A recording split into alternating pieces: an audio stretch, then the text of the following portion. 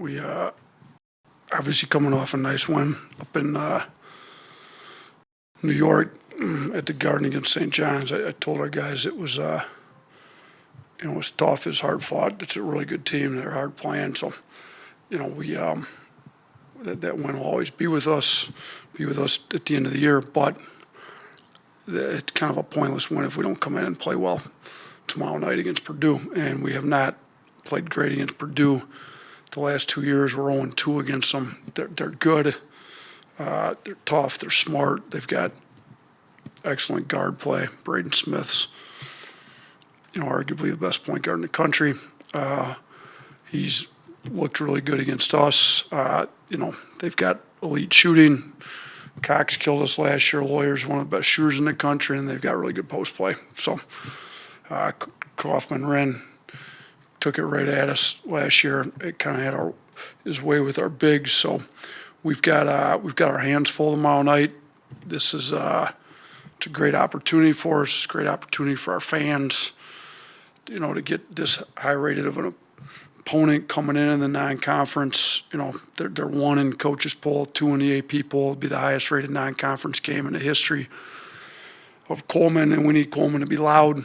We need our fans to prove that this can be one of the toughest places to play in the country, and we have been that over the last 5 years. We've got a pretty good home record against some of the best teams in the country. So, the highest ranked non-conference team before Purdue was Baylor back in 22. We beat them here.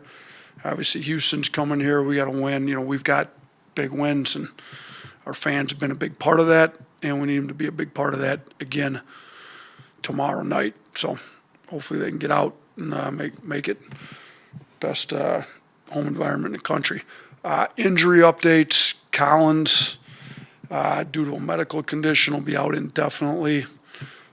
Keaton is progressing, did not practice today. He's starting to do some basketball activity. He's highly doubtful for tomorrow. And then Davion did practice today and looked all right. So Davion highly likely to go tomorrow, provided there's no setbacks after today's practice. So everybody else should be good to go. So. Yeah, just what kind of improvements have you seen from Holloway and Reitzel and just their ability to attack the rim? Yeah, I think Holloway getting downhill with his aggressive physical drives is drastically improved from last year. He never really turns it over. He's always been great taking care of the ball, but almost to the point where he wasn't aggressive enough because he was so gun shy at turning it over. Now I think he's got, that fine balance figured out. He still doesn't turn it over, but he's aggressive, gets downhill. He's got an unbelievable finishing package. He's got the floaters. He's got the high off the glass scoop shots. He can get it up early, go right off right. I've been telling him, you don't make bad decisions once you get in the paint, so we got to get in the paint. And then I think Reitzel, he's got a different look to him. He's stronger. He was out for a year, and while he was out, I think, Henry Barrera, our strength coach, did an amazing job with his body.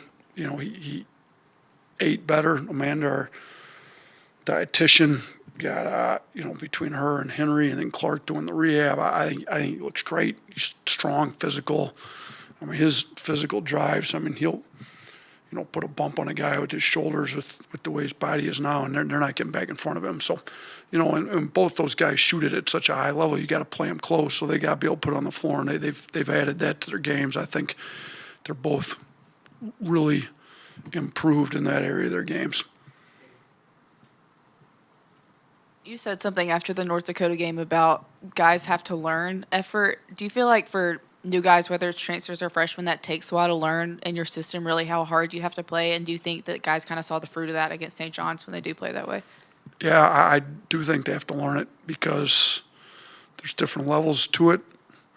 And our hard looks a lot different than some other places hard. So, you got to kind of define it for them. And we kind of define it by what we chart in our blue-collar points. So, are you getting to the offensive boards? Is your hand up? Are you trying to get deflections? Are you getting offensive rebound tips, even if you don't get the rebound? Are you in there with activity, keeping it alive to give us a chance? Are you getting defensive rebounds? Are you willing to put your body on the line to take an on-ball charge and move your feet and put your chest in there? Like, there's levels to it. Some of these guys need to figure it out.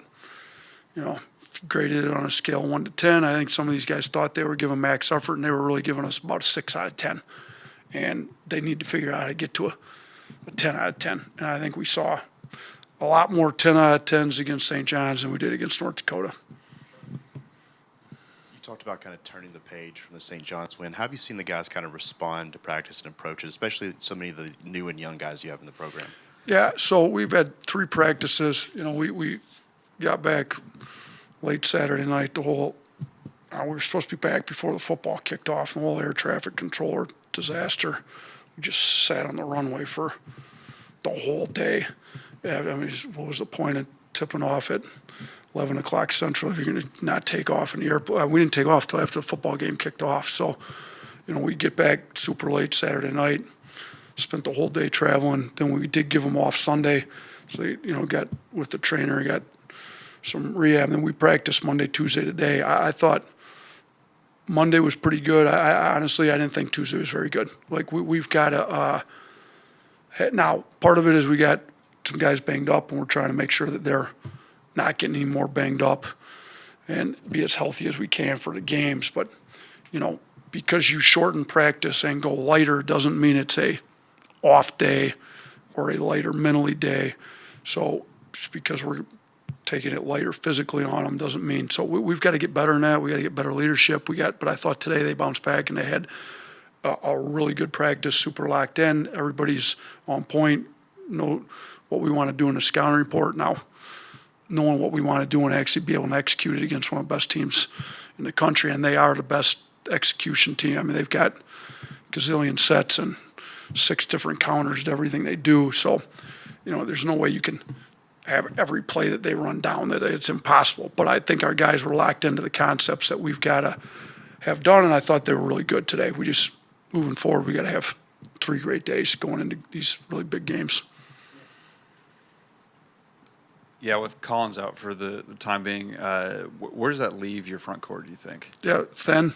I mean, it's not just Collins, it's Keaton's probably out too. So, Aiden and Noah really need to give us great minutes at the 5 spot. And they played pretty tough. I thought they were both physical and played hard, tough.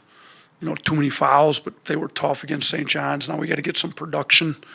They got to finish at the rim. I think, those 2 and Collins combined to go 3 for 8 at the rim. That's not good from your center spot. So we got to do a better job finishing at the rim, and they got to go get some rebounds. Like, they can't just box the other big out. They need to go get some rebounds too. So, we're a little thin there, but I do think Aiden and Noah can handle that. Taylor is kind of our only true 4 at that point. So, if you go small ball and put Taylor at the 5, like, who do you put at the 4? Well, Amari's averaging almost 10 rebounds a game. I mean, he had 10 against St. John's. So, maybe you can go 4 guards. I mean, essentially that's what you're going to have to do if Taylor goes to the 5.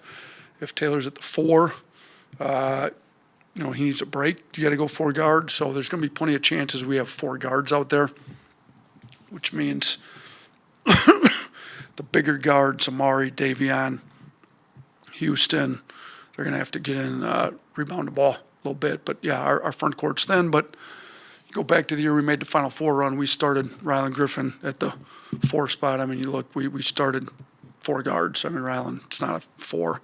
So we can play small with the way we play. We're just going to have to make some tough physical plays, and we got to rebound the basketball on our defensive end. Yeah, just what are the pros and cons of facing a Purdue backcourt that was the same as last year, given what they did against Alabama last year? Yeah, I mean, I think our returners will hopefully feel like they, need to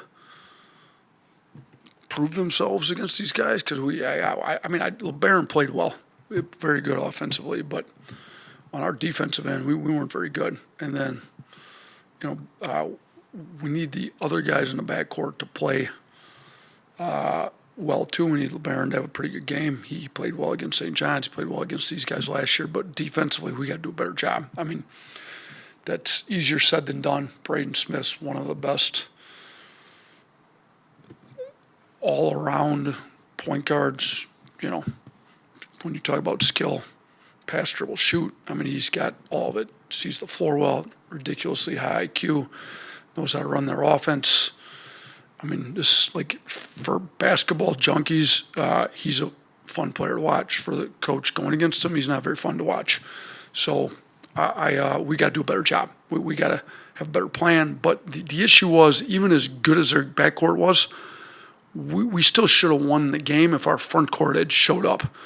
I mean, Kaufman ran, if you remember, at 26 and just had his way with our front court. So, yeah, our backcourt's got to be better, but a bigger issue was our front court last year, in my opinion.